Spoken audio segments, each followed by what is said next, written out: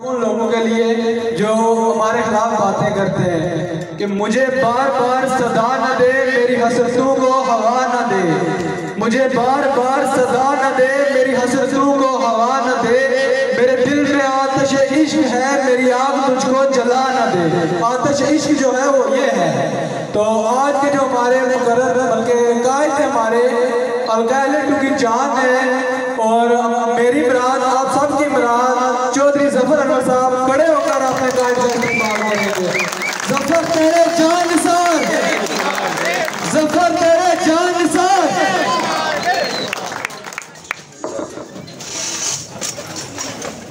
نحمدہ و نصلی علی رسولہ الکریم، اما بعد فاعوذ باللہ من الشیطان الرجیم، بسم اللہ الرحمن الرحیم۔ صدر ترکیب خالد صاحب، اسٹیج پہ بیٹھے ہوئے میرے بڑے بھائی چودھری عارف صاحب، چودھری محمود صاحب، فاروق زرگر صاحب، چودھری محمود صاحب افسرات، ٹھیکیدار طالب صاحب اور اسٹیج سیکرٹری یہ میرے بھائی عتیق صاحب اور دیگر جن مقررین آج تقریر کی اور پنڈال کے اندر بیٹھے ہوئے پی ٹی آئی کے تمام دوست بزرگ اور جو لوگ آج ہمارے قافلے کا حصہ بنے، ان سب کو دل کی اتھا گہرائیوں سے خوش آمدید کہتا ہوں اور انہیں یقین دلاتا ہوں کہ بفضل خدا انشاءاللہ تعالیٰ العزیز ہم آپ کی توقعات کے اوپر پورا اترنے کی ہر ممکن کوشش کریں گے۔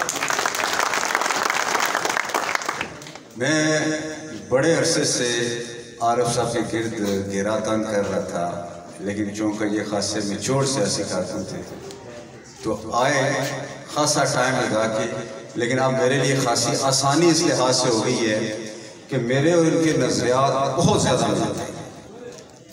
ہم ایک ہی یہ کہہ لیں فیلو ڈیموکریٹس کہہ لیں، ہم ایک ہی قبیل سے تعلق رکھتے ہیں، ایک ہی سوچ کے مالک ہیں، اور جو کئی دفعہ مجھے ایسا محسوس ہوتا ہے کہ جو میں بات کرنا چاہتا ہوں وہ عارف صاحب پہلے وہ بات کر رہے ہوتے ہیں۔ خوش قسمت ہیں ہم کہ آج ہمارا یہ خوبصورت گلدستہ بن چکا ہوا ہے اور یہ خوبصورت گلدستہ انشاءاللہ تعالی العزیز آپ کو کامیابی سے ہمکنار کرائے گا۔ پرجن جیسا کہ آپ سب جانتے ہیں کہ پیپلز پارٹی کا قلعہ تصور کیا جاتا رہا، ون وے پولنگ یہاں پہ ہوتی رہی، اور میں ان لوگوں کو پسند ایک لحاظ سے بہت کرتا ہوں کہ یہ جس کے ساتھ چلتے ہیں پھر نسلوں کے ساتھ چلتے ہیں۔ 35 سال 40 سال 25 سال یہ تھوڑا وقت نہیں ہوتا، دو نسلیں جوان ہو جاتی ہیں، اور شدید خواہش تھی کہ اس ایریے کے لوگ ایک دفعہ ہمارے قافلے کا حصہ بنیں تو پھر ہم ان کو بتائیں کہ ہم کس سوچ اور نظریے کے مالک ہیں، ہم آپ کے لیے کیا کچھ کرنا چاہتے ہیں۔ آج میرے رب العزت کا انتہائی کرم ہے کہ آج جس طرح برجن والوں نے ہمارا استقبال کیا، جس طرح آج مزید لوگ ہمارے قافلے کا حصہ بنے، یہ بات سامنے آ رہی ہے کہ انشاءاللہ تعالی العزیز یہ سیٹ پی ٹی آئی کی لکھی جا رہی ہے۔ اور ایک بات اس اسٹیج کی وساطت سے اپنے برجن کے دیگر لوگوں کو جو دیگر جماعتوں سے وابستہ ہیں ان سے گزارش کرتا ہے، ہم سب پرامن لوگ ہیں، ہمارا مرنا جینا ایک ہے، یہیں پہ ہم نے پھر آنا ہے، آپ کی شادی بیاہ ماتم مرگ میں بھی ایک دوسرے میں حاضری دینی ہے، الیکشن میں ایک دن ہونا ہے۔ آپ سے یہ گزارش کروں گا کہ یہ جو آپ کے نام نہاد وراثتی لیڈر بنے ہوئے ہیں، انہوں نے صرف الیکشن کی حد تک نظر آنا، اس کے بعد انہیں نظر نہیں آنا۔ اس واسطے نظر نہیں آنا کہ ہم جانتے ہیں کہ ہم نے ان کا کیسے محاسبہ کرنا ہے، ہم جانتے ہیں کہ ہم نے ان کا کیسے احتساب کرنا ہے، اور ان سے یہ ان کے 40 سال کا حساب انشاءاللہ تعالی العزیز لیں گے۔ ان کے لیے اپنی محلے داری، اپنی گرانداری، عزیز داری پہ آنچ نہ آنے دیں۔ آپ صاحب رائے لوگ ہیں، ووٹ جس مرضی ہمیں اس سے کوئی اختلاف نہیں ہے، لیکن خدا را ان کے پیچھے لڑیں۔ اس وقت میں 25 جولائی میں گزر جانا ہے. کامیابی کس کے نصیب میں لکھی ہے یہ اللہ رب العزت جانتا ہے. آپ وجہ تنازع کسی ایسی چیز کو نہ بنائیں جس کے اوپر آپ کل شرمندہ ہوں دوسرے کے سامنے. باقی برجن کے جو ہمارے دوست بزرگ یہاں پہ محمود صاحب نے بات کی، ہم اتنا اللہ نے ہمیں اتنی طاقت دی ہوئی ہے کہ ہم اپنا تحفظ کرنا چاہتے ہیں، اور بات کو نہیں کروں گا. مسائل کی بات آ گئی، سڑک، بجلی، پانی، یہ تو انشاءاللہ تعالیٰ عزیز ہوں گے. لیکن ایک ایسا ایشو جو میرے قائد عمران خان نے انٹرنیشنلی اٹھایا اور جنرل اسمبلی کے اپنے اس مشہور خطاب کے اندر جو 27 ستمبر 2019 کو انہوں نے کیا، وہ جو 4 بڑے ایشوز انہوں نے جس کے اوپر روشنی ڈالی، اس میں ایک ایشو جو پوری دنیا کا مشترکہ ایشو بن چکا وہ ماحولیات کا انتقال ہونے کی بات، انوائرمنٹل ایشوز، انوائرمنٹل تھریٹس، اس کے اوپر انہوں نے بات کی تھی. یہ درخت، یہ زندگی ہوتی ہے کسی ایریے کی، موسم کے اندر تغیر اس سے وابستہ ہوتے ہیں. آپ بڑے خوش قسمت لوگ ہیں کہ آپ ان پرسکون ایریاز کے اندر رہتے ہیں، لیکن آپ کو اندازہ نہیں ہے کہ ان درختوں کی اہمیت کیا ہے. ہماری حکومت پاکستان کے اندر عمران خان نے یہ ویژن دیا کہ KPK کے اندر 1 بلین ٹری لگایا اور وہ انٹرنیشنلی ریکگنائز ہوا. اب ان کا ٹارگٹ ہے کہ پاکستان کے اندر 10 ارب درخت لگانا ہے، اور اس کمپین کا حصہ انہوں نے آزاد کشمیر کو بھی بنا دیا. میں جانتا ہوں کہ 2000 سے زائد نوکریاں اس مہم کے ساتھ وابستہ ہے، واچرز کی نوکریاں، انشاءاللہ تعالی عزیز کے ساتھ وابستہ نوکریاں بھی آئیں گی، ریفارسٹیشن بھی ہوگی. آپ سے یہ التماس ہے ان درختوں کی حفاظت اسی طرح کریں جس طرح اپنی اولاد کی حفاظت کی جا سکتی. عارف صاحب نے بات کی برجن کے قلعہ، آرکیالوجی ڈپارٹمنٹ کے اندر ہم تعلقات رکھتے ہیں، اور یہ کوئی بہت بڑا کام نہیں ہے. وجہ اس کی یہ ہے کہ فنڈز ہر محکمے کے پاس موجود ہیں. صرف ایشو یہ ہے کہ جو آپ کی نام نہاد لیڈرشپ اس حلقے کے اندر نمائندگی آپ کی کرتی رہی، ان کے اندر نہ ویژن اتنا تھا، نہ کیپیسٹی. اللہ رب العزت کی ذات ہمیں لگ رہا ہے کہ ہمیں موقع دینے جا رہی ہے، تو انشاءاللہ تعالی العزیز اس قلعے کو بھی آثار قدیمہ کے ڈپارٹمنٹ کے حوالے کریں گے اور اس کی رینوویشن کرائیں گے. یہ ہمارے نسلوں کی ایک وراثت ہے جو ہمارے پاس، ہم نے اس کی حفاظت کرنی ہے. اور ٹورزم ایک ایسی چیز ہے جس کے اوپر دنیا کے کئی ملکوں کی مکمل معیشت ہے.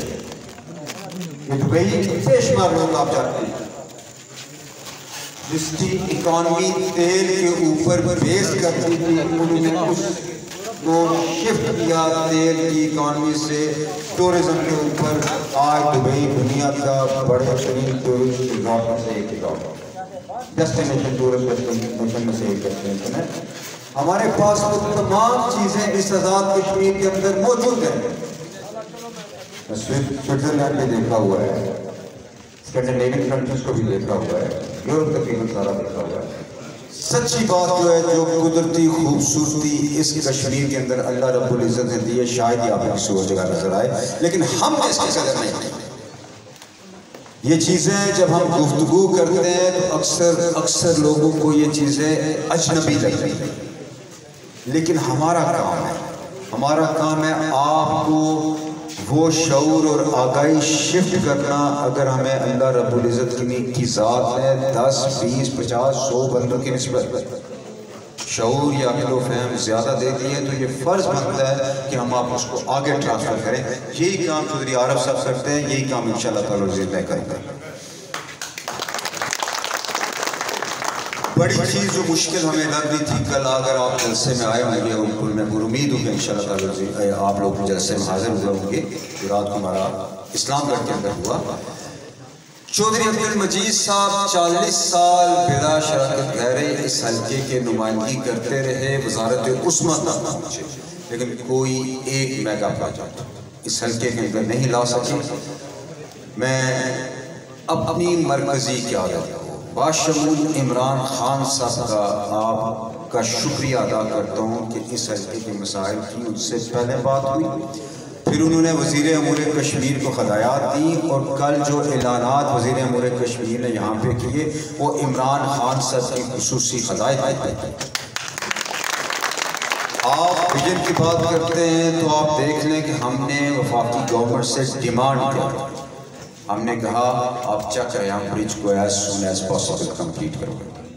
ہم نے کہا آپ ذیلی کنبہ جات، متاثرین منگلا ڈیم کے جو ذیلی کنبہ جات کے مسائل ہیں ان کو حل کریں۔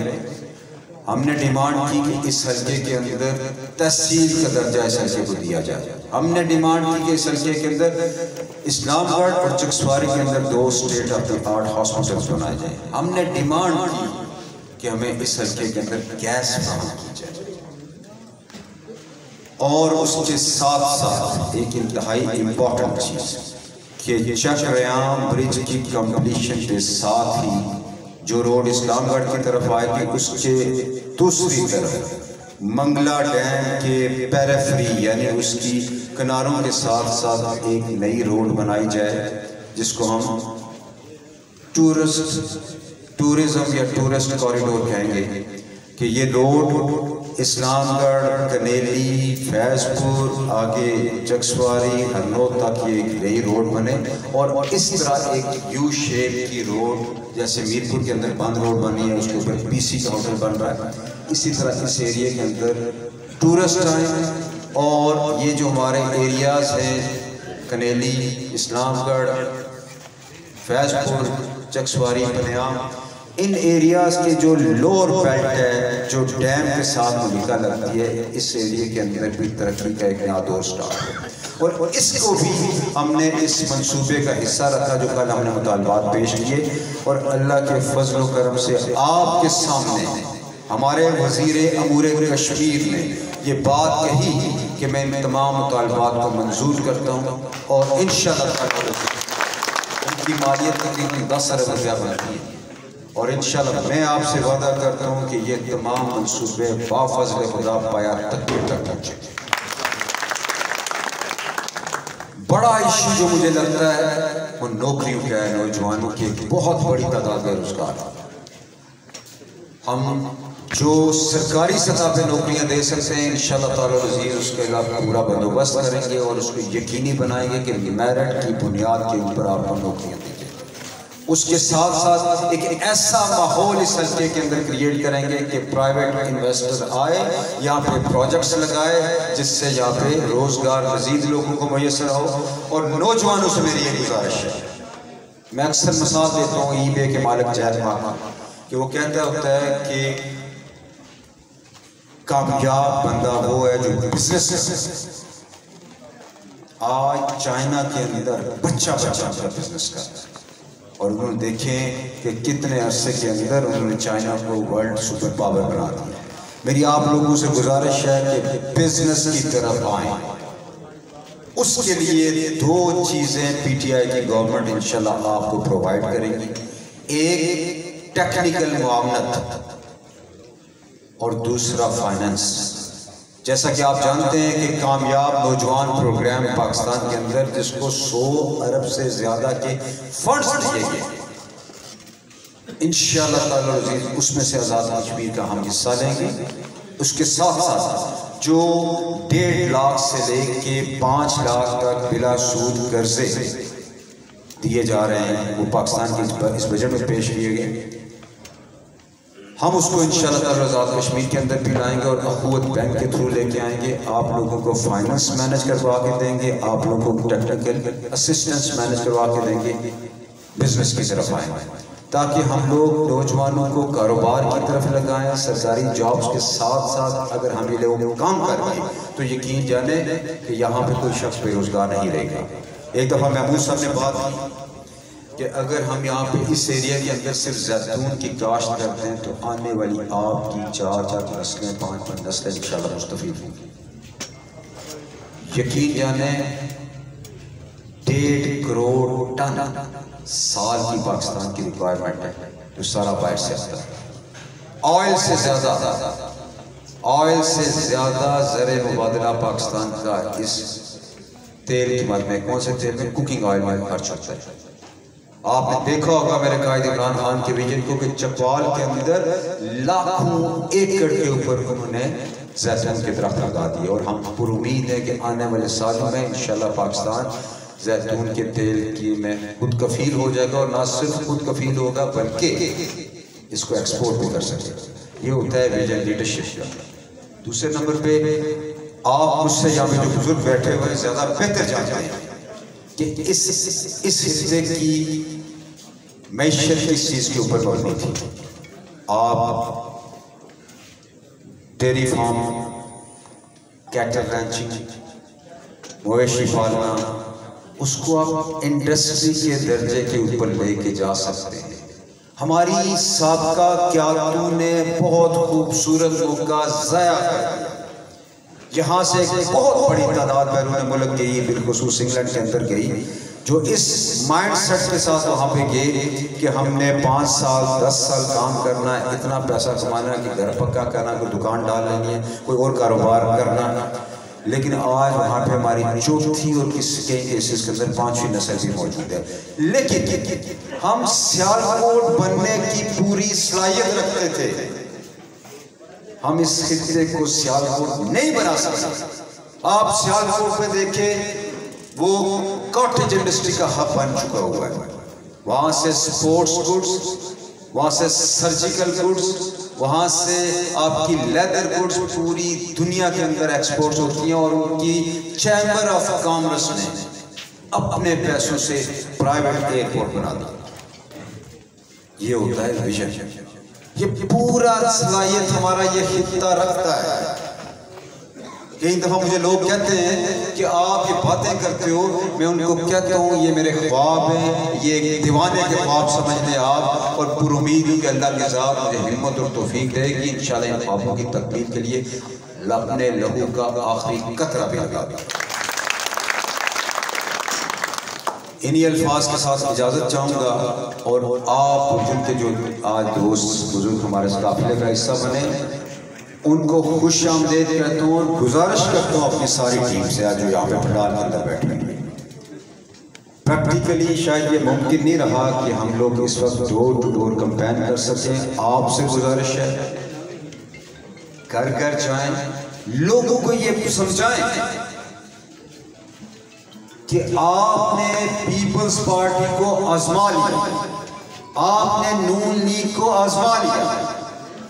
اگر وہ اس قابل ہوتے آپ کی خدمت کرنے کے تو آج آپ کے یہ حالات نہ ہوتے، اگر وہ اس قابل ہوتے تو آج یہ ملک شخصیات ہمارے قافلے کا حصہ نہ ہوتے۔